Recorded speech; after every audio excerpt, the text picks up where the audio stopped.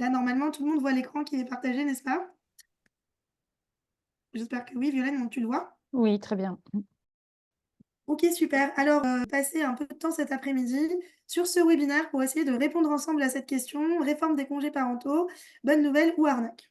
Donc, d'emblée, on peut vous dire que si vous voulez faire des commentaires, si vous voulez partager un avis sur le sujet, vous avez à votre disposition le chat qui est libre pour tout le monde. Et si vous voulez poser des questions, vous avez par contre la partie Q&R. Et normalement, Violaine, tu as accès Oui, aussi à tout tout à ça. fait.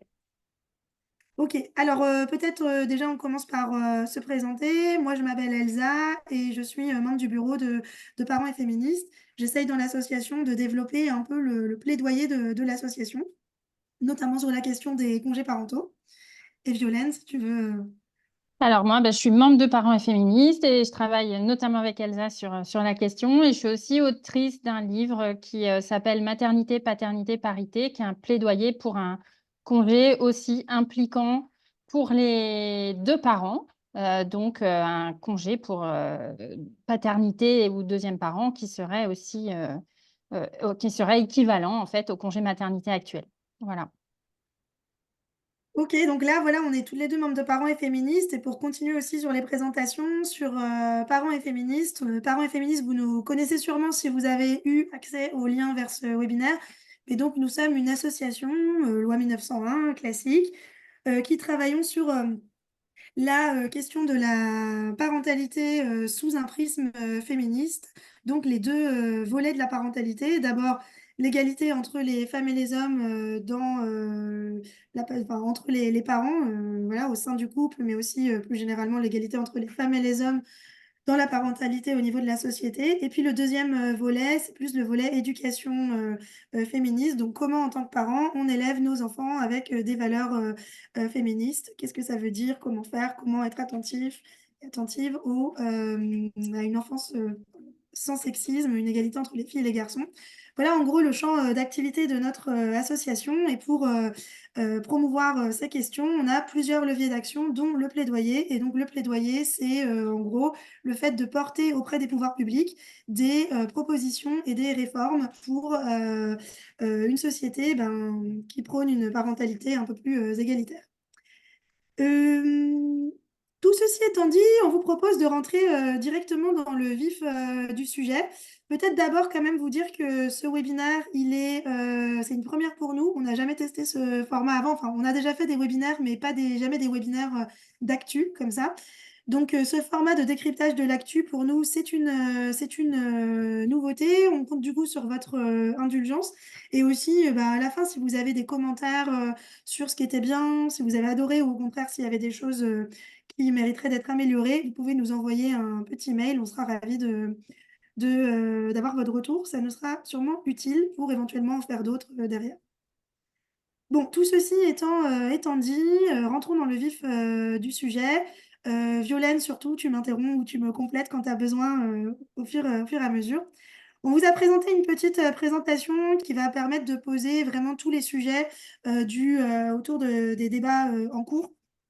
Et surtout, l'objectif, vous donner les outils pour vous forger votre propre opinion critique, parce qu'on ne sait pas tout encore actuellement.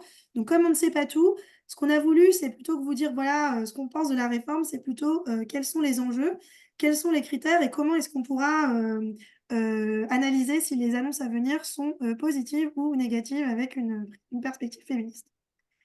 Alors, ce qui nous amène à discuter de ces sujets, eh bien sûr, c'est les annonces d'Emmanuel Macron lors de son grand discours, sa grande conférence de presse, dans lequel il a parlé du réarmement démographique. Donc, ça vous a sûrement fait tiquer quand vous avez entendu ça. Peut-être que ça vous a ensuite fait rigoler quand vous avez vu les énormes, le grand nombre de détournements parfois rigolos sur les réseaux sociaux sur le thème du réarmement démographique. Alors, ce qu'on peut dire sur ce sujet, c'est que on va passer vite hein, sur les aspects réarmement démographique, mais est-ce qu'il y a des bonnes raisons de s'inquiéter de ce discours? Oui, parce que si vous voulez, c'est pas la natalité en tant que telle qui pose problème, hein, c'est-à-dire parler de natalité, parler de démocratie, pas de, pardon, de démographie, pardon, lapsus des révélateurs peut-être.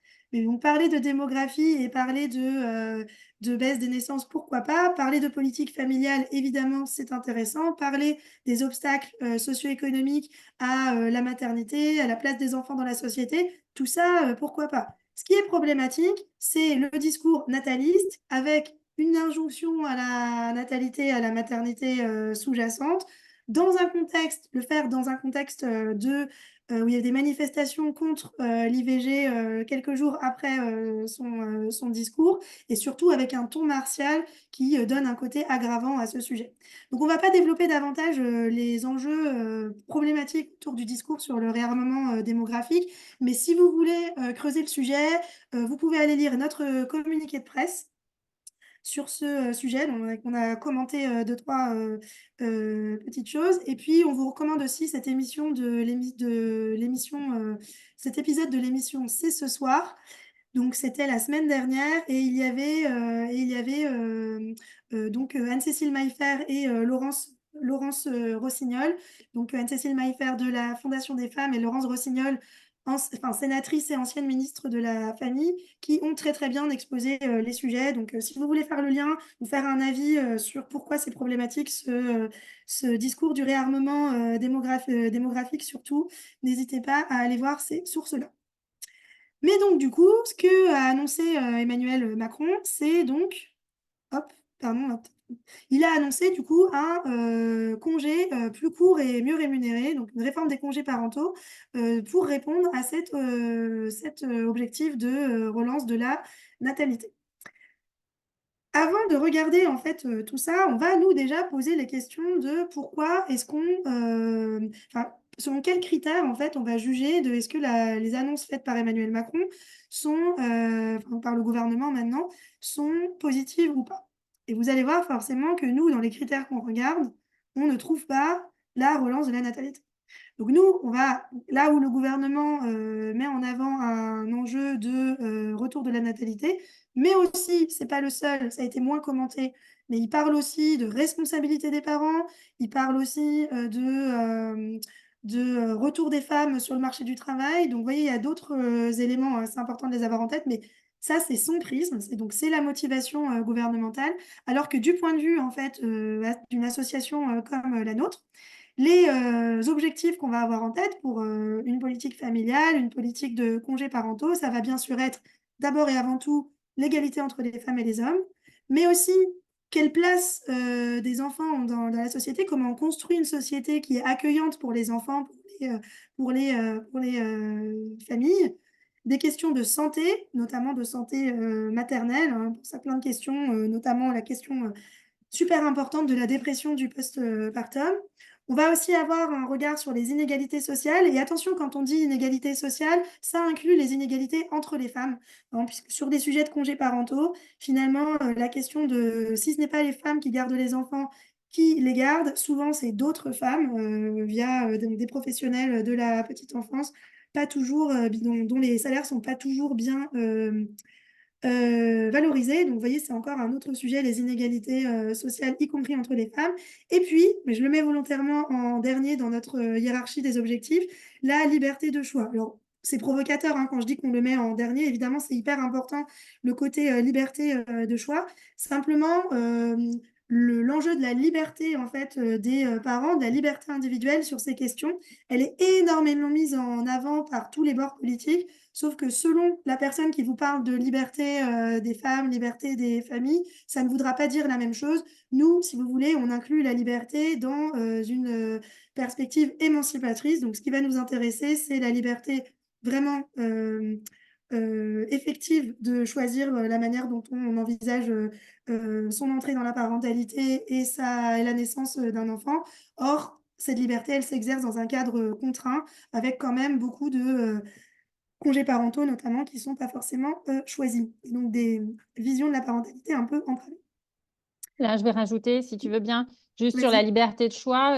Évidemment, on a la liberté de faire ou pas faire des enfants, la liberté sur le nombre d'enfants, la liberté sur le choix de garder soi-même ses enfants ou de les confier, et jusqu'à quand, la liberté en matière d'allaitement. Enfin, en fait, il y a beaucoup, évidemment, d'aspects dans cette liberté qu'on va être amené à regarder en termes d'effectivité des droits et donc de réelle liberté de choix. Voilà. Donc voilà, alors tout ça, ça a l'air, merci Violaine, tu as tout à fait raison, et de vous rajouter ça. Et donc du coup, effectivement, simplement, la natalité, on l'aborde pas. Et l'autre sujet qu'on n'aborde pas, alors que les médias l'abordent beaucoup, c'est le désir d'enfant. Alors, juste un mot là-dessus. C'est pas problématique de parler de l'écart entre le désir d'enfant et le nombre d'enfants que les femmes ont réellement. C'est un débat, ça fait depuis plusieurs jours, on n'entend que ça dans la presse. C'est pas problématique, donc on va pas remettre en cause ce cadrage-là. Pourquoi pas? Ça permet aussi de mettre en avant effectivement les obstacles socio-économiques qui font que les familles font ou pas un enfant. Néanmoins, le désir d'enfant, en fait, en vrai, c'est une variable qui est peu pertinente dans le sens où ça suppose enfin, ça part du parti pris que les gens savent dire quel est le nombre d'enfants idéal et que si on les interroge par sondage, ils vont répondre en disant, voilà, moi, mon nombre d'enfants idéal, c'est deux enfants, trois enfants, un enfant, pas d'enfant. Voilà. La vraie vie, c'est quand même des gens qui hésitent, des gens qui se disent, moi, je sais pas, ça peut être deux enfants avec telle personne, plutôt trois enfants avec telle personne. Enfin, on peut changer même dans les périodes de notre vie où on hésite entre avoir un enfant en plus. Pendant des périodes qui peuvent être assez longues, on peut hésiter, voilà, et donc avoir des réponses différentes le matin, le soir. Enfin bon, la réalité, c'est que il n'y a pas forcément un nombre d'enfants désirés par personne. Donc du coup, quand on a ce critère du désir d'enfant, il est forcément pas forcément très pertinent. Et puis surtout, en fait, comme majoritairement, on est dans un pays où les gens veulent deux ou trois enfants, c'est la norme sociale majoritaire, bah forcément, le chiffre du désir d'enfant moyen, il sera à 2, quelque chose. Donc, il y aura toujours un écart. Ceci étant dit, pourquoi pas parler de ce sujet, d'autant que, bon, là, je vous mets un extrait de l'enquête de l'UNAF, qui est l'organisation qui est à l'origine du sondage qui donne les chiffres sur les désirs d'enfants. En fait, ça permet de montrer quels sont les obstacles socio-économiques, les questions que se posent les familles quand elles réfléchissent à avoir un enfant en plus. Et c'est quoi? C'est la stabilité socio-économique, le logement. Bref, en fait, ça vient connecter le fait que le désir d'enfant, il est lié à la politique socio-économique globale. Bon, on passe là-dessus. Tout ça pour dire que du coup, si on veut répondre à tous ces objectifs-là, donc ces 5 objectifs de cette fleur, il n'y a pas d'autre solution que d'agir simultanément, et on insiste sur le simultanément, pas d'autre solution que d'agir à la fois pour une revalorisation du congé parental, mais aussi un congé étendu pour le second parent, c'est-à-dire voilà, ce qui aujourd'hui s'appelle le congé de paternité. Donc, étendre ce congé pour le second parent et aussi investir pour un véritable service public de la petite enfance pour avoir une offre de garde suffisante en quantité et en qualité, bien sûr, pour faire garder les enfants. Vraiment, ce qui va répondre à l'objectif de cette fleur, c'est enfin, aux 5 objectifs féministes d'une politique de la petite enfance, ça va être ces 3 enjeux simultanément. Or, ce qu'annonce déjà Emmanuel Macron, on va voir, avant de rentrer dans le détail, que c'est pas exactement la même chose. D'abord, il a parlé d'un congé plus court et mieux rémunéré. Donc, plus court et mieux rémunéré, ça veut dire que on est uniquement sur le congé parental, mais pas sur les 2 autres volets. Puis ensuite, pourquoi est-ce qu'ils veulent le faire? Donc, les objectifs annoncés, c'est relancer la natalité, éviter que les femmes sortent du marché du travail.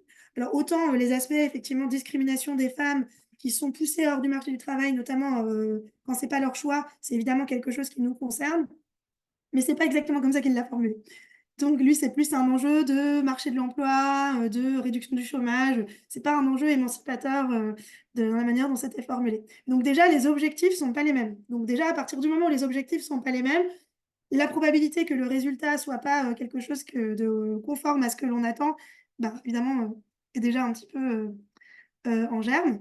Et Je vais surtout, rajouter, oui, excuse-moi Elsa, je vais rajouter oui, le contexte économique de la pénurie de main-d'œuvre aujourd'hui dans pas mal de métiers en tension, qui sont des métiers qui sont extrêmement féminisés aujourd'hui. Et donc, on n'exclut pas évidemment l'intention d'inviter à reprendre le travail plus tôt des populations qui aujourd'hui prennent un congé long pour des raisons de contraintes ou choisies. Mais en tout cas, on n'exclut pas évidemment cette politique, enfin cette intention dans la politique, bien sûr. ouais, tout à fait. Et là, on pense notamment, effectivement, notamment aux métiers du soin, qui sont des métiers très féminisés et sur lesquels les demandes en matière de revalorisation sont pas toujours bien entendues. Et alors, donc, du coup, ensuite, ce qu'il a dit également, Emmanuel Macron, et plus tard le gouvernement derrière. Donc, on a commencé à avoir quelques premiers éléments dans la presse. Il est question d'un attelage. Alors, on met entre guillemets le mot attelage, puisque c'est le mot qui est employé dans ce que le gouvernement a dit aux journalistes. Donc, un attelage des congés parentaux, maternité, paternité, parentale. Donc, a priori, on partirait sur peut-être une fusion des congés, peut-être, c'est pas clair, mais en tout cas, il faut s'y préparer parce que c'est peut-être ce qui s'annonce. Donc, déjà, première grosse question, hein, est-ce que les congés maternité vont être fusionnés ou est-ce que le congé maternité va rester en place? On ne pensait pas se poser la question. On pensait que le congé maternité était quelque chose qui n'était pas menacé, mais bah, finalement, on se rend compte qu'il y a peut-être une question à se poser. En tout cas, donc, cet attelage devrait permettre aux parents de rester 6 mois auprès de leur enfant avec une rémunération jusqu'à 1 800 euros. 6 mois déjà, donc ça veut dire que si on inclut le congé maternité, ça veut dire un congé parental de 3 mois et demi. Donc qui est déjà réduit, on va revenir sur les différents congés, mais vous voyez, il y a déjà la notion de est-ce que plus court, c'est pas trop court. Ensuite, point qu'il a évoqué, l'idée d'en rendre une partie obligatoire pour les pères aurait déjà été écartée. Donc ça, c'est dans un article du Figaro. À suivre. Pour l'instant, il n'y a pas eu d'annonce du gouvernement, c'est uniquement des choses qui ont été rapportées par des journalistes, à confirmer. Mais ça, ce serait plutôt une mauvaise nouvelle. Et surtout, dans tout le discours, donc le discours hyper long d'Emmanuel Macron, il n'y a pas eu un mot sur le secteur de la petite enfance. Pas un mot sur le service public de la petite enfance, alors même que c'est un chantier de politique publique en cours d'élaboration. Donc voilà où on en est. Donc déjà, vous commencez à voir qu'il y a quand même des sujets bon, potentiellement positifs. Hein. Déjà, on en parle, mais quand même beaucoup de raisons d'être vigilante et à ce stade de se poser quand même pas mal de questions. Pour comprendre juste pourquoi est-ce que quand même le côté positif, c'est qu'on doit réformer enfin, pourquoi c'est positif qu'on parle de ce sujet. La question étant de savoir comment on va le faire. Pour comprendre aussi ce qui ne va pas dans le système actuel et du coup ce qu'il faudrait réformer, vous propose de faire un point sur quels sont les congés aujourd'hui, quelles sont leurs limites et quels sont leurs points forts pour bien comprendre en fait où se situe le nœud du problème sur les congés parentaux et pourquoi c'est si important de parler des congés parentaux. Donc, comme vous le savez, a priori, toutes et tous, on a donc 3 congés, un congé maternité, un congé de paternité et d'accueil de l'enfant et un congé parental. Petit point sémantique, dans ce webinaire, on va souvent parler de congé paternité, on devrait parler de congé du second parent, mais on reprend la terminologie pour ne pas rajouter de la confusion à la confusion, mais évidemment, on s'adresse à tous les coparents, y compris dans les familles où il n'y a pas de père. Peut-être dans le chat, si vous pouvez nous dire déjà, pour qu'on situe un petit peu qui vous êtes en termes de public, est-ce que vous pourriez nous dire si vous avez déjà pris un congé parental, pour qu'on puisse savoir parmi vous combien en ont pris un, et si oui, de combien de temps à peu près? Je ne sais pas si vous voulez commencer à répondre, puis on va avancer sur les autres congés en attendant que vous répondiez. Combien de temps vous avez pris de congé parental? Alors, avant d'arriver sur le congé parental, on a le congé maternité. Donc, le congé maternité, évidemment, c'est le plus connu. Quel est son objectif au congé maternité? Le congé maternité, bien sûr, c'est un congé qui est là pour la mère. Il est là pour garantir un droit au repos de la mère, mais aussi pour protéger la mère contre les discriminations. Et puis voilà, la protéger vis-à-vis de son employeur, la protéger sur le marché du travail. Finalement, le congé maternité tel qu'il fonctionne aujourd'hui est en partie entravé, enfin ces objectifs-là, par le fait que la mère, elle doit se reposer, mais tout en s'occupant seule de son enfant. Donc en fait, on sait très bien que s'occuper seule d'un enfant, c'est quelque chose qui peut être épuisant, fatigant, qui peut voilà, aussi voilà, être dur et pas toujours bien vécu. Donc ça, c'est tout l'enjeu des débats sur la libération de la parole sur le postpartum. Mais donc, vraiment, voilà, on a cet objectif-là, premier, donc du droit au repos, qui est assez entravé. On a l'objectif aussi de protéger les mères contre les discriminations sur le marché du travail, qui lui aussi est entravé par le fait que, bah, quand même, ça reste un sujet pour les mères. Donc, elles sont protégées vis-à-vis de leur employeur, mais c'est un facteur de discrimination à l'échelle de la société. Mais attention, ce n'est pas les seuls objectifs d'un congé maternité. On a aussi dans les objectifs du congé maternité l'idée que de laisser du temps à la mère pour s'occuper de son enfant. Il faut voir que dans l'histoire du congé maternité, le congé maternité, il a été développé notamment pour pour réduire la mortalité infantile.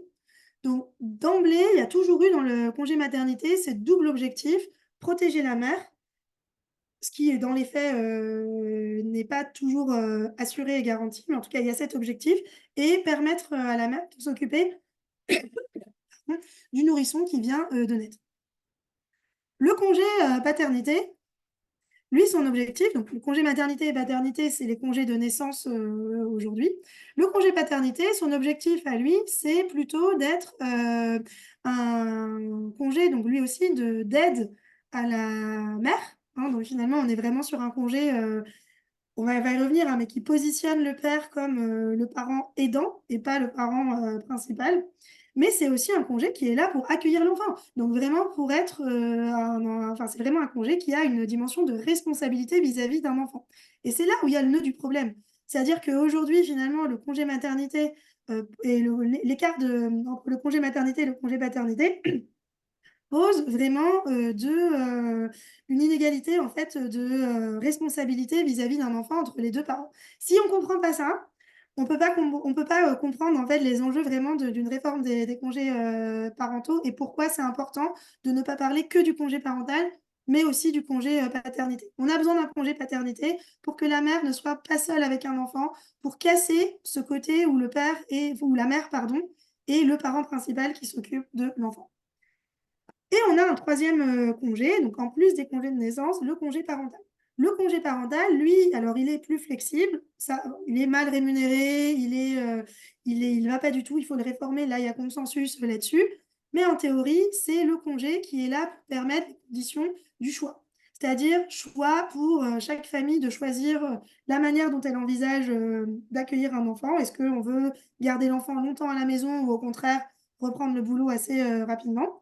Donc, c'est vraiment un congé qui est le congé du choix. Ce choix-là, il peut varier même au sein d'une même famille selon les enfants. Vous pouvez très bien appréhender différemment la manière dont vous accueillez un enfant dans la famille entre le premier, le troisième enfant. Donc, vraiment, le congé parental, c'est le congé du choix. Et le fait qu'il soit mal rémunéré, qu'il soit essentiellement pris par les femmes et surtout qu'il ne soit pas toujours choisi. Hein. En fait, aujourd'hui, le congé parental est en partie subi, notamment quand il n'y a pas de mode de garde en face. On prend un congé parental comme palliatif. Quand il est choisi, il est mal rémunéré, donc il est appauvrissant. Et quand il est subi, bah, il est les deux, il est appauvrissant et en plus, il n'est pas émancipateur puisque bah, il est subi. Donc, vous voyez, on a deux types de congés. Alors, je ne sais pas si certains ont répondu au chat. On a juste Le nombre de congés, Charlotte qui nous dit 2 qu'elle mois a de congé pris 2 mois. parental. Les autres, je ne sais pas combien vous avez pris de congés, mais donc 2 mois, donc plutôt un modèle de congé parental court. Effectivement, du coup, il y a beaucoup de gens qui prennent des congés courts, mais ça peut monter jusqu'à 6 mois ou 2 ans. Sachant que la moyenne des femmes en France, c'est 4 mois de congé parental à temps plein. Pour ce qui concerne le temps plein, c'est 4 mois, celles qui prennent à temps plein. Celles qui le prennent, ouais. Celles qui le prennent. Ok, donc en fait, si vous voulez, on va revenir là-dessus sur le côté, en fait, justement, pression sur la petite enfance. On va voir que c'est lié. C'est-à-dire qu'en théorie, vous voyez, en théorie, on a des congés de naissance et un congé parental qui est là pour faire du choix. Mais en fait, le congé parental est souvent subi, notamment à cause des modes de garde. Alors, sur les modes de garde, clairement, ce qui caractérise la période actuelle, c'est une tension et une crise du secteur de la petite enfance. Bonjour Bettina, donc Fruit, super. Au Et contraire, c'est le même combat. Avoir un enfant, pas d'enfant, une famille nombreuse, autant d'enfants qu'on veut, c'est le même combat. Donc merci d'être là, Bettina. Oui, venez les Child Free, c'est vraiment le même combat. Les injonctions natalistes, les il faut, injonctions à procréer, elles sont les mêmes pour toutes les femmes, que l'on veuille une famille nombreuse ou pas d'enfants. il Bienvenue. faut que tu actives le chat, Elsa. Apparemment, il est Ah, le chat est désactivé. désactivé. Alors comment je fais ça? Je ne sais pas. Suivant. Activer le chat, ben, je sais pas. Et toi, tu peux pas l'activer Alors, non bah, plus. moi, j'essaye aussi, mais quand je me On mets n'y arrive sur... pas. Tout le monde, les panélistes peuvent discuter avec tout le monde. Voilà. Et les spectateurs peuvent discuter avec tout le monde. Là, normalement, le chat fonctionne pour tout le monde. C'est bon? Ah, parfait. Ouais. Yes. Ouais, c'est Bon, bah, bon. du coup, n'hésitez pas. Ça marche pour tout le monde. Super. Donc voilà, Bettina venait d'envoyer un message en aspect restreint pour dire qu'elle était child-free. Et, vraiment, c'est assez important de rappeler que ces problématiques, elles concernent toutes les femmes, qu'elles Mm. veuillent ou non des enfants, qu'elles en veuillent un, deux, quatre ou 10. 10, c'est beaucoup, mais peut-être qu'il y en a parmi nous. Bon, toujours est-il que donc on revient sur notre problématique de la petite enfance. Vraiment, le sujet de la petite enfance, c'est un sujet féministe pour deux raisons. C'est un sujet pour deux raisons. Un sujet parce que ça va concerner les femmes en tant que mère et ou en tant que professionnelle de la petite enfance. C'est-à-dire que la crise du secteur de la petite enfance, elle montre à quel point les femmes sont la variable d'ajustement de l'image globale de la petite enfance, qu'elles soient mères et ou professionnelles de la petite enfance. Donc, c'est-à-dire que si ce n'est pas les mères qui sont pénalisées, c'est les professionnels de la petite enfance qui ne sont pas suffisamment valorisés, entendus dans leurs revendications, etc. Donc là, en fait, sur la petite enfance, il faut savoir qu'il manque 200 000 places de crèche en France pour répondre aux besoins et aux attentes des familles à l'heure actuelle, avant qu'on ait réduit le congé parental. Donc, il manque 200 000 places d'accueil. Alors, le discours politique, c'est de dire on met en place le service public de la petite enfance, c'est de dire on va construire 200 000 places en crèche. Ça, c'est le discours. La réalité, donc on vous a mis à chaque fois les QR codes pour que vous puissiez aller aux sources, hein. Notre objectif, c'est de vous outiller, de développer l'esprit critique, c'est pas de vous donner une parole descendante, donc n'hésitez pas à aller voir. Mais quand on regarde en fait la part, donc là c'est le graphique de gauche, l'évolution de la capacité d'accueil des jeunes enfants d'ici 2027, donc dans les 3 prochaines années, ça va être plutôt à la baisse. Ça va stagner et même baisser un tout petit peu. C'est vous dire l'ampleur de la crise de la petite enfance, c'est-à-dire qu'il y a tellement en fait de places fermées, pas assez de places, et en plus des places fermées parce qu'il n'y a pas assez de personnes aujourd'hui dans le secteur de la petite enfance, parce que difficulté de recrutement dans des métiers difficiles et pas assez valorisés, que malgré la baisse des naissances, on a une tension qui va s'accroître en termes de capacité à obtenir un mode d'accueil pour son enfant. Évidemment, très variable d'un territoire à l'autre. À droite, on a en fait le mode d'accueil souhaité par les parents. Ça, c'est des enquêtes de la CAF et le mode d'accueil utilisé par les parents. Et là, vous voyez que, en fait, regardez la première ligne, hein, les parents, en fait, il y a à peu près 26% des parents qui souhaitent garder leurs enfants et il y en a 47% qui les gardent en effet. Donc, vous voyez, il y a 20% en fait d'écart. C'est 20% de familles, c'est les 20% de familles qui demandent une place en crèche ou enfin une place de mode de garde, hein, assistante maternelle ou crèche, qui n'en trouvent pas et qui sont obligés de garder leurs enfants alors que ce n'est pas leur choix. Bah, ça, vous voyez, c'est vraiment les 200 000 places en crèche, 200 000 places d'accueil, c'est pour ces 20% de familles qu'on voit très clairement sur les enquêtes de la CAF. Alors, je vais rajouter que, en fait, si on calcule, ça veut dire en gros qu'il y a 40% des gens qui se retrouvent en congé parental qui ne l'ont pas choisi. Donc ça, c'est un chiffre qu'il faut vraiment avoir en tête pour comprendre que des enfants sont aujourd'hui en garde chez leurs parents ou dans leur famille proche, parce que ça peut arriver aussi qu'il y ait de l'entraide de ce côté-là, un petit peu parce que tout ça se perd maintenant avec les éclatements géographiques dus au marché de l'emploi, de la mobilité à tout va. Donc, beaucoup d'enfants sont confiés à leurs parents alors que les parents ne le voulaient pas. Donc, c'est important d'avoir ça en tête. C'est important d'avoir en tête parce que vraiment, quand on dit qu'il faut agir sur les deux volets simultanément, le congé parental et et le service public de la petite enfance, c'est vraiment pour ça, pour éviter en fait que ce soit subi. Tant qu'il n'y aura pas davantage de places en crèche et de mode de garde, le congé parental sera, dans une grande partie des cas, un palliatif à l'absence de mode de garde. Pas que, hein, il y aura toujours des gens qui cherchent qui souhaitent un congé parental, mais n'oublions pas ceux pour qui ce n'est pas le jeu. Allez, on avance du coup, juste pour schématiser un petit peu et pour vous montrer visuellement en fait quel est le problème. On a essayé de montrer, ça vraiment, c'est pour vous montrer visuellement comment en fait les femmes sont la variable d'ajustement du système. On va essayer de vous représenter ce qui correspond au congé maternité et paternité classique, en prenant le cas des gens qui prennent leur congé paternité. On pourra y revenir, mais il y a beaucoup de pères qui ne prennent pas leur congé paternité alors même qu'ils y ont droit. Donc, on a une naissance, la mère est déjà en congé maternité prénatal. La naissance arrive, le congé maternité commence. Et là, finalement, on va avoir, alors, parfois il est prolongé par l'employeur. Aujourd'hui, vraiment, le moteur pour développer les congés parentaux, c'est plutôt du côté des employeurs. Donc, il y a des employeurs qui accordent des éléments, avec comme inconvénient que ça ne concerne pas tout le monde, hein. Ça concerne du coup davantage les salariés qui ont des bonnes conditions de travail et les salariés plutôt protégés. Et donc voilà, et au bout du 29e jour, quand le congé paternité de 28 jours se termine, au bout du 29e jour, la mère se retrouve toute seule avec son enfant. Sans autre raison finalement que le fait d'avoir une inégalité des congés et un modèle de politique publique qui favorise un parent principal et un parent secondaire. Elle est seule, notamment, dans la plupart des cas, au moment où il y a un pic de dépression du postpartum. C'est le moment où elle est souvent seule, épuisée parfois, parce qu'elle a été toute seule depuis 1 ou 2 mois avec son bébé. Et c'est parfois le moment aussi où elle reprend le boulot. Donc on voit que ce n'est pas forcément optimal. Et ensuite, le congé parental, il est pris en général dans la foulée du congé maternité. Il faut voir que le congé parental pour les pères, c'est marginal, hein, ça correspond à peu près 1% des pères, pas plus. Pardon, même pas 1% des pères. 1% des congés parentaux sont pris par des pères, hein, donc c'est encore moins. Mais donc voilà, donc le congé parental, il est pris en général dans la foulée du congé maternité. Souvent, il est pris jusqu'à ce que l'enfant soit gardé à l'extérieur. Donc, vous voyez bien dans ce schéma, on voit bien la longueur des courbes. Clairement, on est sur 2 schémas qui sont assez inégalitaires, en tout cas, et qui ne posent pas du tout les bases d'un congé égalitaire. Or, en fait, dans les premiers jours de la naissance, beaucoup de choses se jouent en termes d'égalité, hein. Donc là, il y a des enjeux d'égalité vis-à-vis du marché du travail, mais il y a aussi des enjeux d'égalité domestique, de partage des tâches parentales, qui se jouent vraiment aussi à ce moment-là.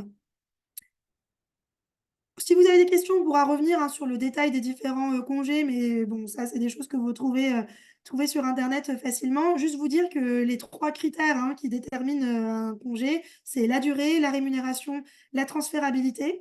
Donc, transférabilité, c'est-à-dire est-ce qu'on est sur des droits individuels ou est-ce qu'on est sur des droits au couple et le couple peut se partager le congé comme il l'entend. Un point sur la rémunération. Tiens, on n'a pas modifié la slide comme on avait dit, Violaine. Sur la rémunération, on a dit qu'il y avait un maintien de salaire. C'est pas tout à fait vrai. Il y a un plafond déjà pour le maintien de salaire pour le congé maternité-paternité. Mais il faut voir que sur la rémunération, c'est l'argument numéro 1 mis en avant par les pères pour dire qu'ils ne prennent pas de congé paternité. Donc, autant les mères prennent des congés parentaux pour être la variable d'ajustement quand il n'y a pas de mode de garde notamment, autant les pères ne font jamais ça. Bon, on peut en discuter pendant longtemps, mais du coup, l'aspect rémunération, c'est un des moteurs à prendre en compte si on veut avoir des congés qui sont pris par les pères. Il faut Est-ce que savoir Violaine, aussi, tu veux... Oui, pardon. ouais, je vais rajouter que il n'y a qu'un quart des couples où la mère gagne plus que son partenaire. Donc, comme les hommes ont les salaires principaux dans la majorité des familles, la perte de salaire est comment dire, plus marquée. Mais comme c'est sur une période courte, ça se discute puisque la période n'est pas, si on multiplie par le nombre de semaines, bon. En tout cas, ça se discute, mais le salaire principal est plus important, donc ça explique. Alors, donc là, je prends le relais sur cette diapo. Donc, c'est pour synthétiser ce qu'on a dit. C'est vrai qu'on est en France dans un modèle du choix des familles avec ces congés successifs, avec une partie qui suit la naissance et puis une partie plus tard qui est possible et qui est tout à fait basée sur le volontariat et qui permet de faire la jonction avec l'école et on choisit le nombre de semaines, etc. Mais en réalité, le modèle en France, c'est le modèle d'une paternité discrète, à la fois dans le monde du travail et ailleurs. Et ailleurs, ça se caractérise par une paternité optionnelle et finalement auxiliaire à la maison, puisque dans la loi, on a l'affirmation qu'on n'a pas à s'impliquer autant quand on est un père et une mère dans la parentalité. Donc finalement, ce modèle-là, impose au couple une répartition des rôles avec un parent principal et un parent secondaire. C'est vraiment la règle qui est la plus, la plus visible. Et c'est la règle visible aussi au travail, bien entendu, avec une acceptation sociale beaucoup plus forte de l'absence des mères que de l'absence des pères. Et dans ce schéma, les femmes sont les variables d'ajustement du système. Alors, ce qu'on s'est dit avec Elsa, c'est que le verrou de la paternité discrète, c'est que la paternité discrète, c'est vraiment le verrou qui bloque l'égalité et qui est aujourd'hui, c'est ça le nœud du problème. C'est-à-dire que si la paternité devenait visible, légitimée, importante, impliquée, etc., on aurait autre chose comme modèle sociétal. Et pour l'instant, à part les féministes, on a peu de monde qui remettent en cause ce schéma. Il faut alors quelques économistes quand même, puisqu'on a des gens comme Dominique Méda, Hélène Périvier en sociologue, économiste. Enfin, on a quand même des personnes, des expertes qui pensent cette question. Mais en réalité, on a très peu de monde au niveau de l'opinion publique. Et peut-être pour compléter ce que tu viens de dire, Violaine, ça ne veut pas dire que ce schéma est le schéma en termes de normes sociales, que c'est l'attente des familles. Mais il y a beaucoup, au Tout à fait. contraire, de familles qui demandent un autre schéma. Mais Mm. si on veut s'inscrire dans un autre schéma, si on veut poser des bases égalitaires qui ne sont pas fondées sur la paternité discrète et auxiliaire, bah, les politiques publiques nous bloquent. En fait, Mm. le couple qui voudrait être égalitaire est quand même entravé par les politiques publiques. Alors, je vais rajouter à ce que tu dis que dans les statistiques aujourd'hui, on sait qu'on a à peu près un quart des familles qui exercent au quotidien un modèle, enfin, en tout cas, qui essayent de faire vivre un modèle plus ou moins égalitaire, enfin, relativement égalitaire. Ça ne représente pas du tout une majorité, mais c'est quand même c'est plus important qu'à d'autres époques et ça peut progresser si on arrive à travailler cette question de la parentalité équilibrée, bien entendu. Ouais, donc paternité Vas-y. discrète, paternité auxiliaire, retenez ça, ça caractérise Mm, le modèle, en fait. Et mm. c'est difficile d'y échapper, même quand on est même quand on fait partie voilà, du groupe, peut-être certes minoritaire, mais des gens qui ont une vision plus égalitaire de la famille. Donc voilà, vraiment, on insiste là-dessus, mais si vous voulez retenir qu'une seule chose, on a vraiment besoin de jouer sur les trois volets en même temps. Ça, on va le répéter tout le temps parce que c'est le message principal. Un congé étendu pour le second parent. Ça, c'est un enjeu de sortir de la paternité discrète et auxiliaire. Une revalorisation du congé parental. Ça, c'est une condition de liberté de choix. Donc, liberté de choix entre les familles, liberté de choix au sein d'une même famille, entre les différents contextes d'accueil de chaque enfant. Et un véritable service public de la petite enfance, sans quoi on se retrouve forcément avec au moins 20% des familles qui sont pas dans un choix réel, mais qui sont dans un schéma de se servir des congés parentaux et de bricoler pour trouver une solution à la garde d'enfants, la femme étant la plupart du temps la variable d'ajustement de l'équation. Alors, un mot sur ce qui se passe ailleurs en Europe. Donc, pourquoi est-ce qu'on parle de la question européenne? C'est parce que très souvent, quand on en arrive là, on a la question que tous les journalistes nous posent. Oui, mais qu'est-ce qui se passe ailleurs en Europe? Qu'est-ce que vous pensez du modèle scandinave? Est-ce qu'il faudrait faire comme en Suède, etc. Alors, on va s'arrêter un petit peu là-dessus et nous, on vous propose de penser le sujet un petit peu différemment. Plutôt que d'aller regarder ce qui se passe en Europe, donc ce qui se passe en Suède, ce qui se passe en Islande, ce qui se passe en Espagne, ce qui se passe en Allemagne, plutôt se dire déjà qu'aucun pays en Europe n'arrive à avoir réduit les inégalités entre les femmes et les hommes à l'échelle à cause de la maternité. Donc, il n'y a pas de solution miracle et clé en main à prendre. Deuxième élément à retenir, il n'y a pas un seul système qui est le même. Chaque pays a son propre système et ça, c'est vraiment important à avoir en tête. Pourquoi? Parce qu'il faut que le système qui est mis en place corresponde aux normes sociales et aux cultures et aux attentes de chaque pays. Donc, vous prenez en fait un même dispositif et vous le mettez dans un autre pays. Par exemple, vous mettez le modèle suédois en France. Ça ne va pas forcément produire les mêmes attentes parce que l'enfant n'a pas la même place dans la société, les rapports de couple ne sont pas les mêmes, les attentes sur des normes sociales, sur, je sais pas, l'allaitement, par exemple, ne sont pas les mêmes. Donc voilà, on ne peut pas répliquer dans un pays ce qui marche dans un autre pays. Mais surtout, après, nous, on va essayer plutôt de catégoriser ces différents systèmes qui sont très différents selon deux grandes catégories. Et là-dessus, finalement, on voit on en revient quand même à notre sujet de paternité discrète et auxiliaire. On a deux grands types de modèles. On a des modèles qui essayent de poser un principe de co-responsabilité des parents, et on a des modèles qui sont basés sur le modèle classique de la paternité auxiliaire. Donc, en anglais, on dit breadwinner et caregiver. Donc, breadwinner, ça va être du coup l'homme qui rapporte les revenus principaux du foyer. Caregiver, la mère qui est la variable d'ajustement pour le soin des enfants. Donc, vous voyez, les politiques publiques, elles vont favoriser plus ou moins tel ou tel système. Clairement, du côté scandinave, voilà, on va être dans un modèle qui au moins essaye de poser un principe de responsabilité des parents. Tandis qu'en France, on ne fait pas partie de ces pays. Et donc, ce qui va caractériser les modèles de co-responsabilité des parents, c'est les modèles avec un congé réservé au père fort. Alors, quand on a dit fort, hein, ça peut prendre fort par la durée, fort par la rémunération, fort par le côté obligatoire, mais fort, selon les modèles, en tout cas fort, et qui pose en fait l'idée que la responsabilité, parce que revenez, hein, toujours les congés ont un enjeu de droit pour les mères, droit pour les parents, mais aussi de responsabilité, donc un caractère obligatoire vis-à-vis de l'enfant qui est posé dans les modèles de responsabilité des parents. Bon, clairement, en France, on n'est pas dans le modèle de co-responsabilité, alors même qu'il y a plutôt une demande d'aller dans ce sens. Donc là, vous voyez, on a pris cette enquête de la CAF, la même que tout à l'heure, une même source. Et là, c'est un schéma qui montre, en fait, voilà, dans les différentes configurations de famille, les enfants voilà, passent plus de temps avec la mère, le père, ou autant avec la mère et le père. Et vous voyez que le poids de la mère dans les tâches parentales est fort dans toutes les familles. Sauf que nous dit cette étude également? Elle nous dit aussi que cette situation, bah, dans bien des cas, elle est subie.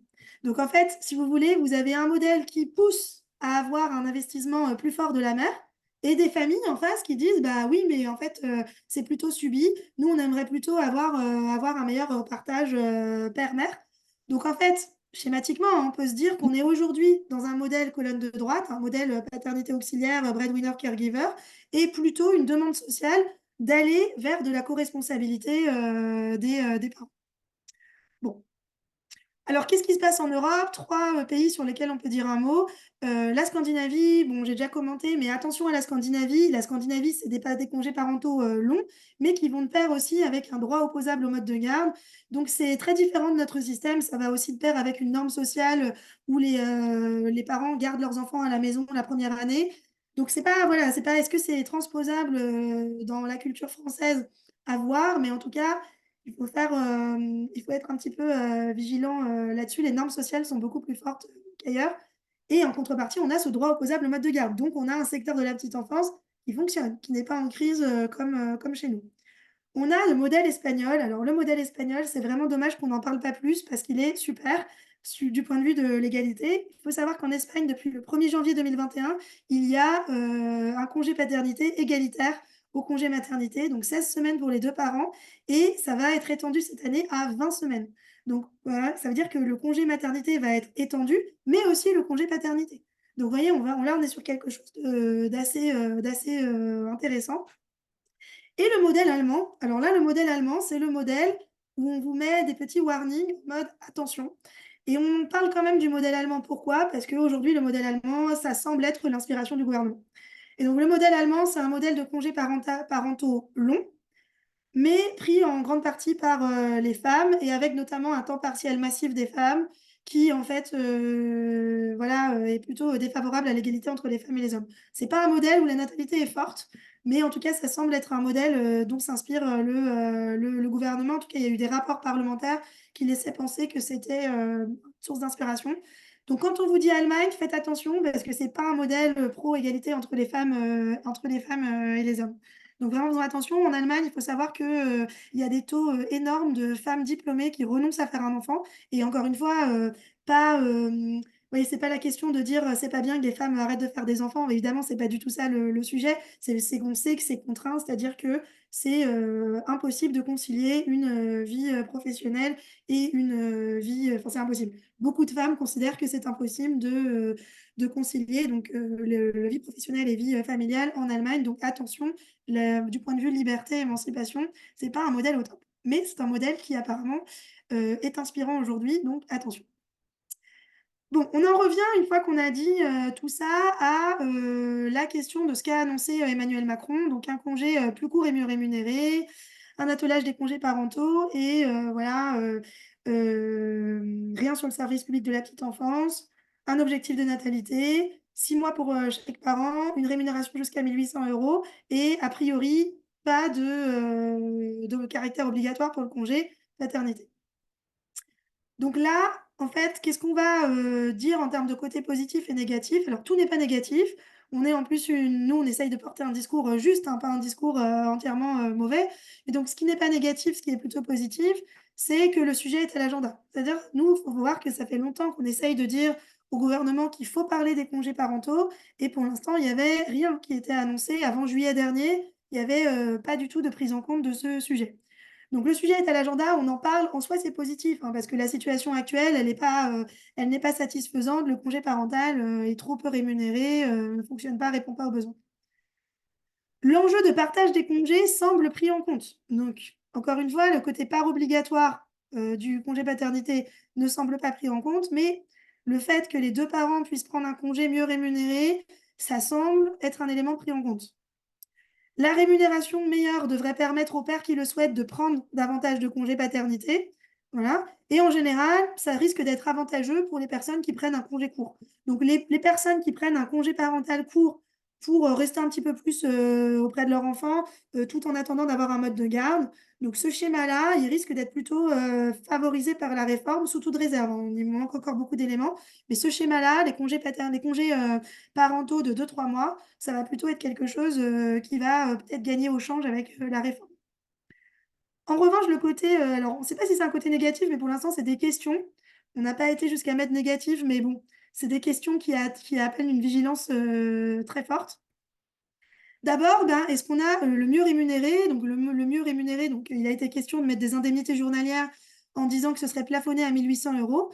Alors, la vraie grosse question qu'on se pose aujourd'hui, comme il y a eu aussi cette question de l'attelage et peut-être de la fusion entre les différents congés, c'est est-ce que ça inclut aussi le congé maternité?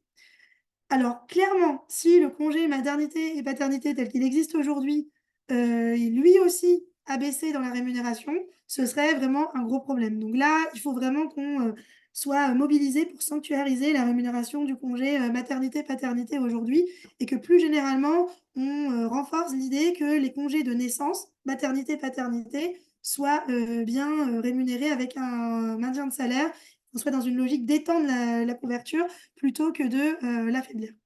Donc mieux rémunéré, voilà. Autre question dans le mieux rémunéré, est-ce qu'il va y avoir un plancher?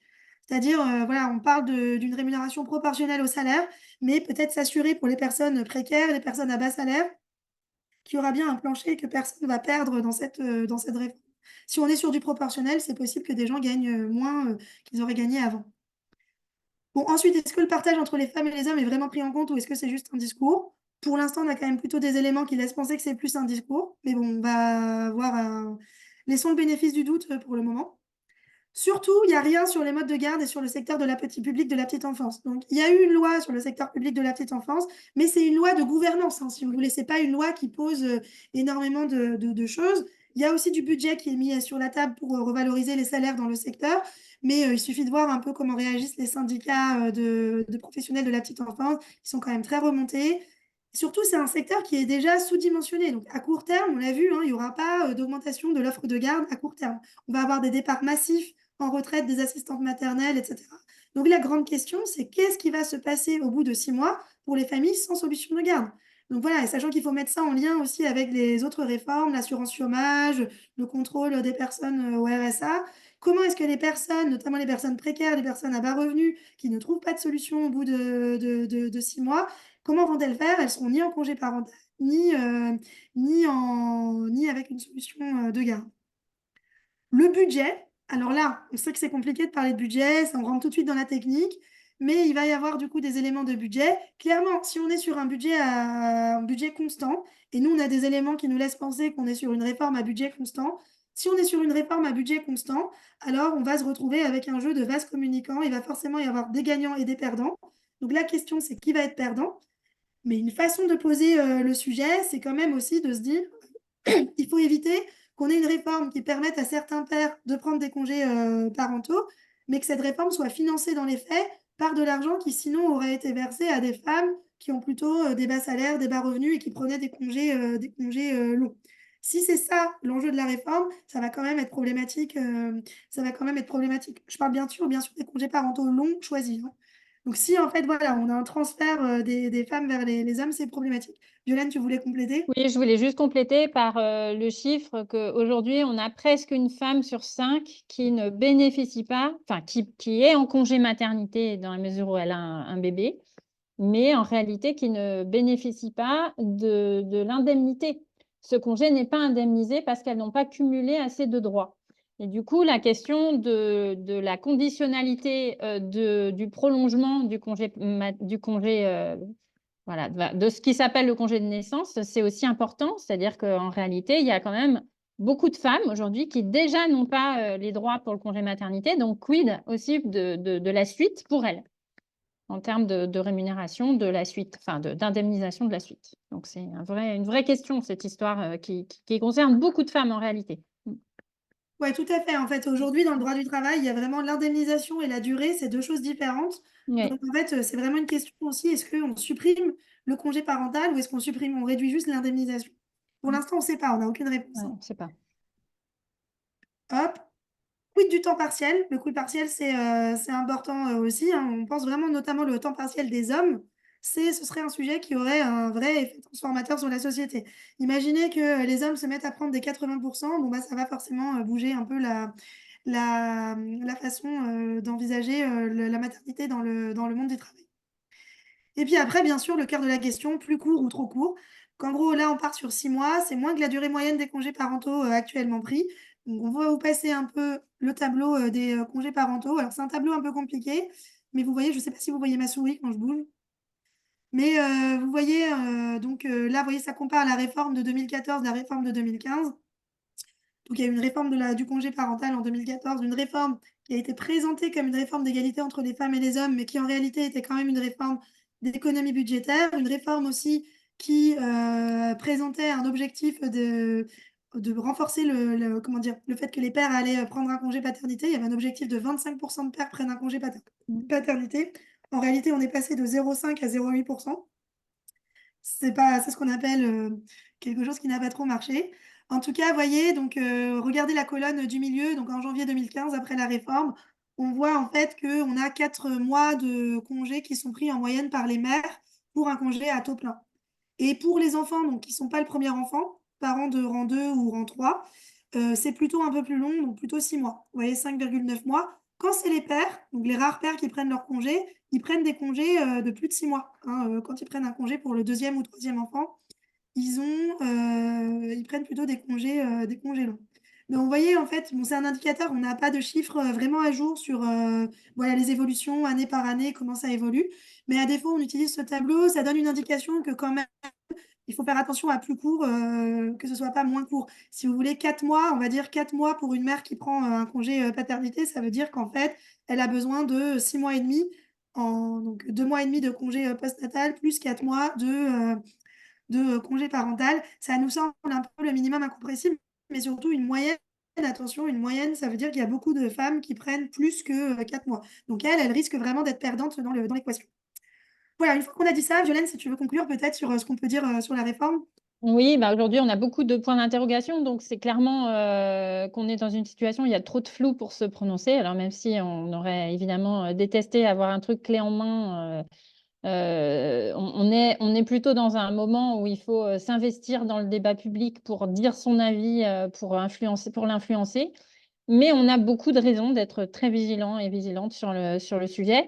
Donc, il y a aujourd'hui le risque principal pour synthétiser, c'est qu'on ait très peu d'effets de cette réforme sur l'égalité femmes-hommes, voire que plutôt ça augmente les inégalités, en particulier économiques, mais aussi d'insertion professionnelle. Et puis, la nouvelle norme sociale peut reculer enfin, la norme sociale peut être d'augmenter la pression sur les mères pour finalement garder gratuitement leurs enfants à la maison, si jamais le financement ne permet pas de préserver de préserver une indemnisation jusqu'à l'entrée à l'école ou en tout cas jusqu'à l'entrée en mode de garde et à la reprise du travail des femmes. Donc là, on a vraiment des gros warnings pour la suite des annonces et on aimerait vraiment rentrer dans le débat public beaucoup plus qu'aujourd'hui. Ouais, C'est voilà. ce que je peux dire pour Et donc, l'instant. ouais, donc vraiment des risques d'évolution, de recul. Et en termes de ce qu'on demande, du coup, hein, concrètement, ce qu'on Vas-y. demande, les principales propositions, mobilisation de parents et féministes jusqu'à maintenant. Alors, c'est nous, mais on essaye de fédérer autour de nous, hein. Donc, on avait notamment publié une tribune en juillet dernier avec des recommandations communes. Donc, on a une plateforme de recommandations. Bon, tout ça est fait de manière, on n'a certainement pas assez de poids par rapport à ce qu'il faudrait dans la société, mais on essaye. Donc d'abord, notre première recommandation, c'est qu'il n'y ait pas de perte de droit en matière de maintien de congés à maternité, paternité. Plutôt d'étendre la couverture du financement des congés paternité, maternité, mais surtout pas de réduire les éléments. Enfin voilà, il faut qu'il y ait une couverture par la sécurité sociale la plus large possible des congés maternité, maternité. On est étonné d'en arriver là, mais vraiment aujourd'hui, c'est un point d'inquiétude. Enfin voilà, c'est pour ça pour nous, c'est une ligne rouge.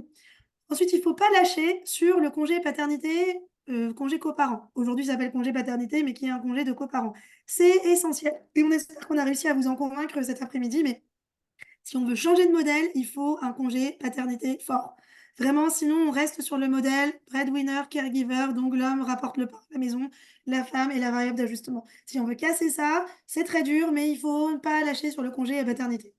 Là-dessus, excuse-moi, je Oui. te coupe. Je voudrais juste ajouter que ce qui est vraiment important pour nous, c'est que à l'issue de la période qui est systématiquement prise, donc qui pour nous devrait être obligatoire à partir du moment où c'est obligatoire pour l'un des deux parents, ça devrait être aussi pour l'autre, c'est que les deux parents aient vécu une expérience la plus rapprochée possible, la plus proche, de façon à ce que les conditions soient réunies pour que l'éventuel prolongement de ce retrait du travail pour s'occuper de l'enfant, soit que les décisions soient prises en connaissance de cause avec des situations de vécu équivalentes, ce qui permettrait à de nombreuses femmes d'être moins contraintes et de nombreux hommes aussi de se ranger du côté de la responsabilité parentale impliquée avec une affirmation forte qu'on s'occupe de ses enfants quand on les fait et donc qu'on se retire du travail à temps partiel ou à temps complet pendant une période qu'on choisit et que c'est aussi important que le travail, voire plus, et qu'on n'a pas, on ne doit pas laisser cette décision du côté des femmes uniquement. C'est vraiment très important que les expériences soient équivalentes.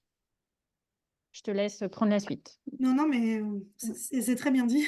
J'adore ce que tu as dit. Après, du coup, le point suivant, c'est donc une vigilance sur la réforme des congés parentaux quand on aura plus de visibilité, vraiment faire en sorte qu'on n'impose pas un modèle. Et clairement, nous, notre risque hein, aujourd'hui, en l'état actuel de la crise du secteur de la petite enfance, c'est qu'on soit sur un modèle à l'allemande où les femmes restent sur le marché du travail, à la maison pendant un an, que ce soit la norme sociale. Et ça, le problème, c'est qu'en Allemagne, ça fait aussi partie à des normes sociales, ça fait partie d'un contexte de normes sociales qui sont très fortes sur les femmes, où elles doivent se battre pour assumer le côté elles laissent garder leurs enfants. En France, on a la chance de ne pas avoir ça. Donc, on a la chance d'avoir quand même une liberté qu'il faut absolument cultiver et surtout pas imposer un modèle qui pousse les femmes à rester au foyer. Bon, soit dit en passant, si ça arrive, c'est pas du tout un truc qui va relancer la natalité, mais bon, encore une fois, la natalité, c'est pas notre sujet. Pour la petite enfance, il faut vraiment qu'on soutienne une vraie réforme du secteur de la petite enfance. Donc, il faut soutenir les syndicats, vraiment le combat des parents et des professionnels de la petite enfance. C'est le même. C'est vraiment un sujet qu'on a un message qu'on voudrait vous faire passer. Et nous, chez Parents et Féministes, on a des revendications concrètes, des choses à faire valoir. Par exemple, on demande qu'il y ait un plan de rattrapage dans les territoires sous-dotés en mode garde et des obligations pour les collectivités territoriales qui refusent. Alors, bien sûr, il y a des collectivités dans lesquelles il y a un vrai sujet de financement des finances publiques. Nous, ce qui nous intéresse, c'est là où il y a vraiment un sujet de refus sciemment d'investir dans la petite enfance au niveau des collectivités. En tous les cas, on demande à ce que dans les territoires sous-dotés, il y ait un financement de l'État accru. Et ça, c'est problématique parce que ça avait été dans un projet de loi. Donc, il y a eu une réforme de la petite enfance. C'était dans un projet de loi et ça a sauté. On vous passe des détails, mais c'est pas passé à l'Assemblée nationale et du coup, les sénateurs l'ont retiré. Résultat, en fait, ce plan de rattrapage, c'est vraiment dommage parce que, ouais, aujourd'hui, une crèche, c'est financé par les parents, par l'État, via la CAF et par les collectivités locales. Les collectivités locales, leurs finances locales sont tendues. Donc, du coup, ça ne marchera pas. On a des territoires sous-dotés. On pense à la Seine-Saint-Denis, par exemple. La Seine-Saint-Denis, c'est entre 30 et 40% d'offres de mode de garde. Donc, il y a majoritairement, voilà, entre 60 et 70% des enfants de moins de 3 ans qui ne peuvent pas être gardés. Donc, vous voyez, ça cumule des difficultés sociales, des enjeux de pauvreté et des enjeux d'absence de mode de garde. Dans ces territoires, il faut que l'État prenne la main et inclue un vrai plan de développement de la petite enfance. Et enfin, et ça, alors ça c'était de la cuisine interne, mais il faut qu'il y ait une transparence des concertations en cours sur ce sujet de réforme des congés parentaux. Nous, on demande à être reçus en tant qu'association de défense des droits des femmes. Alors, si c'est pas Parents et Féministes, ok, une autre association, mais il faut que la voix féministe, la voix de défense des, euh, de l'égalité entre les femmes et les hommes soit entendue à la table des concertations. Entendons-nous bien, aujourd'hui, il y a les syndicats et l'UNAF qui sont à la table des négociations. Donc l'UNAF, c'est l'Union nationale des associations familiales. Les syndicats, évidemment, portent une parole féministe, hein, c'est-à-dire que nous, on a des échanges avec les syndicats d'ailleurs, et on ne remet pas en cause que les syndicats portent aussi la question de l'égalité entre les femmes et les hommes, et on les remercie de le faire à la table des négociations. Néanmoins, vous voyez, c'est quand même problématique qu'il n'y ait pas de consultation des associations comme les nôtres. Ce n'est pas juste nous, c'est aucune association à notre connaissance. Voilà, donc on va continuer à le demander. Il faut savoir que nous, on demande à être reçus régulièrement avant le cabinet d'Aurore Berger. On va recommencer à ce sujet. Pour l'instant, c'est lettre morte, on n'a aucun retour. Et on va continuer quand même à influencer indirectement via des initiatives comme celle de cet après-midi, via nos réseaux sociaux, via les médias, la presse. Mais on va avoir besoin de vous. Et justement, peut-être pour conclure, en fait, on a donc cette campagne qu'on a lancée, Revoyez les congés. On a une pétition qui est en ligne. Alors, bon, elle est arrivée à un moment sûrement qu'on a un petit peu pas super bien géré le lancement. En tout cas, elle n'a pas percé, entre guillemets. Elle n'a pas beaucoup de signatures, mais on va quand même la garder parce que en fait, elle nous sert de base avec ensuite le site change.org où on peut vous recontacter quand vous avez signé. Ça nous sert en fait de base. Tant pis, c'est pas la pétition qui va recueillir des centaines de milliers de signatures, mais c'est pas grave. Signez-la quand même, parlez-en autour de vous. C'est une pétition qui tout simplement en fait demande à ce qu'il y ait une action simultanée sur les congés parentaux, le congé paternité et le service public de la petite enfance. Voilà. En général, comment nous soutenir? Si ce qu'on a dit vous parle, si vous êtes intéressé, vous pouvez, si vous êtes intéressé pour nous rejoindre dans l'association, n'hésitez pas à contacter l'association ou nous envoyer un mail. Et puis sinon, bah, suivez-nous sur les réseaux sociaux, parlez-en autour de vous. Ce webinaire, il va certainement être diffusé. Il faudra qu'on réécoute et qu'on vérifie que c'était peut-être un peu trop long par rapport à ce qu'on avait en tête, mais ça a l'air d'être pas trop mal. On a réussi en tout cas à vous faire passer nos messages. Donc on pourra le mettre à disposition, vous pourrez le réécouter et du coup le diffuser autour de vous. Et on va profiter, du coup, on avait dit une heure, ça va en fait, une heure et demie, il nous reste une demi-heure pour d'éventuelles questions. Donc, est-ce qu'on a des questions? Oui, alors on a Marie-Laure qui aujourd'hui qui réagit sur le salaire qui est effectivement très important pour favoriser la possibilité des pères et des mères pour prendre le congé de naissance. Alors, Marie-Laure, vous voulez prendre la parole? Je peux vous donner la parole, attendez. Marie-Laure, mais oui, on se Parce comprend en que plus. Alors, je pense que c'est moi qui peux donner la surtout qu'on a peut-être parole. des chiffres à échanger. Donc, Marie-Laure nous dit, à l'inverse, Je quand on entend demande. parler de 50% du salaire, est-il difficile de croire que beaucoup de familles pourront se permettre de perdre la moitié du salaire? Je suis pas sûre qu'on ait entendu 50% de notre côté ici. C'est plutôt, moi, j'ai entendu plutôt 80. Donc enfin, je sais pas. Je suis pas sûre de. On n'a pas Enfin, il y a entendu, rien. nous. En fait, il y a rien de très clair. Alors, nous, sur le pourcentage de rémunération, on n'a pas d'infos, hein. Franchement, Non. c'est sûr que si Non. c'est 50%, ça va vraiment Non. poser directement la question du plancher, de qui perd. Et surtout, en fait, si par contre c'est 50% avec Mm. fusion du congé maternité, ça, ce sera pas possible. Mm. On a l'impression quand même que le gouvernement veut quand même promouvoir le fait que les employeurs prendront la main et compléteront. Donc on risque d'avoir en plus des inégalités en fonction enfin, voilà, des secteurs protégés, les salariés des grandes entreprises et les secteurs moins protégés. Est-ce qu'il y avait d'autres questions? Oui, Marie-Laure enchaîne en disant que le chiffre pour les parents de 2 enfants sur la prise du congé parental, la durée prise par le marché sur le congé parental lui paraît assez bas. Donc là, c'est pourtant des chiffres Alors, officiels que tu avais là. ouais, ça, c'est des chiffres quand même qui datent de Mais c'était 2015, 2014-2015. ouais. Ouais. C'est l'étude, Mais ça, c'est l'enquête d'Hélène Périvier, l'économiste oui. qui a travaillé sur les effets de la réforme de 2014. C'était Ah, aussi pour la troisième année de l'enfance, c'était pas pour la première année. Donc voilà. Mais on n'a pas les éléments détaillés sur le nombre de la part des congés parentaux qui sont pris. Quelle est la durée moyenne aujourd'hui d'un congé parental? Combien de gens prennent plus de 6 mois? Ça, à notre connaissance, les données n'existent pas. Alors par contre, moi j'avais quand même la donnée qui est déjà dans le tableau, mais qui a été un petit peu augmentée, que les pères sont quand même majoritaires, parmi les rares qui prennent un congé parental, sont majoritaires à prendre un congé partiel, un congé à temps partiel. Maintenant, il y a une partie assez conséquente des pères qui ne se fait pas rémunérer, donc qui ne sont pas déclarés comme étant en congé parental, alors qu'ils sont parents de jeunes enfants, donc d'enfants de moins de 3 ans. Mais en fait, ils ne rentrent pas dans le processus de déclaration qu'ils sont en congé parental. Donc, ils sont à temps partiel pour des raisons non officiellement parentales. Voilà.